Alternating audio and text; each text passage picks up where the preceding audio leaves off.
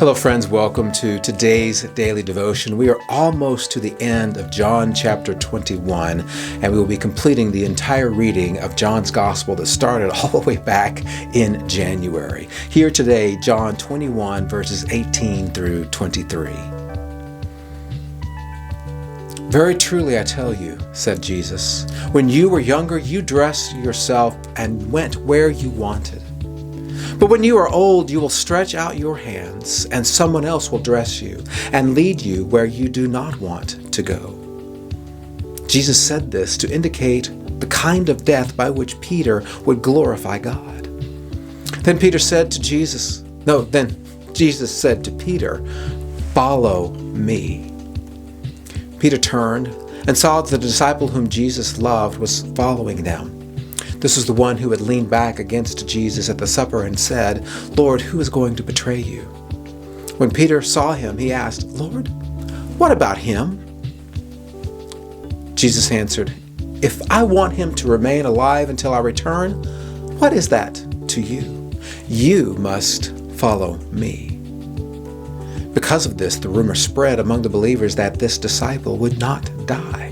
But Jesus did not say he would not die. He only said, "If I want him to remain alive until I return, what is that to you?"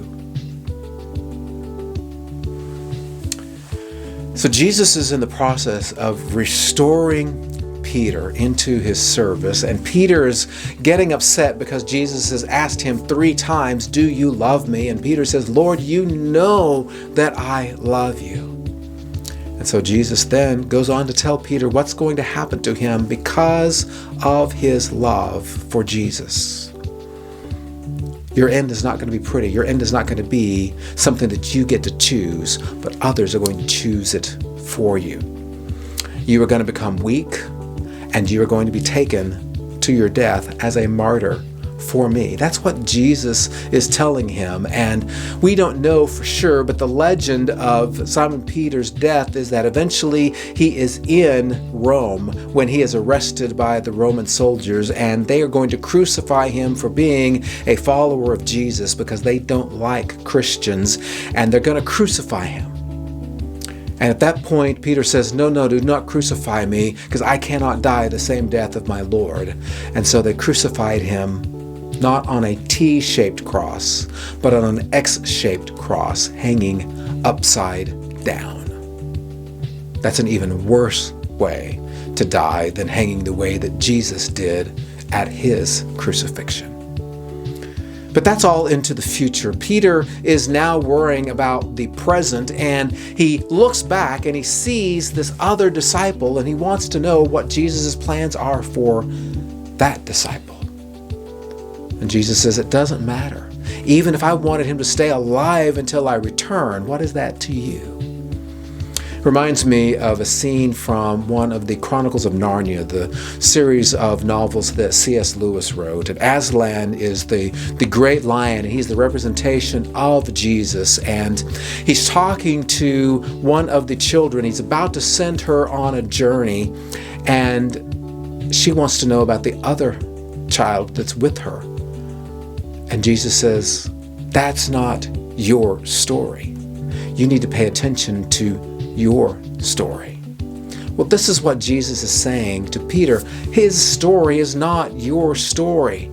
You follow me. My friends, I feel like that we are acting as Simon Peter all the time, looking at other people and going to Jesus saying, well, what about them? What about her? What about him? What about that person? How come they're doing this or they're not doing that? And how come I have to do this or how come I can't do that? And so we get ourselves all caught up in knots, worrying about others. And Jesus is saying to us, that's not your story. Here's your story. Follow me. And so, my friends, this is the point we need to take from this story.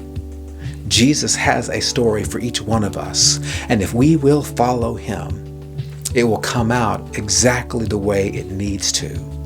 It might not be glorious, it might even be painful, but it will be God's will, and it will bring God's glory and bring us God's peace. I'll see you tomorrow for another daily devotion.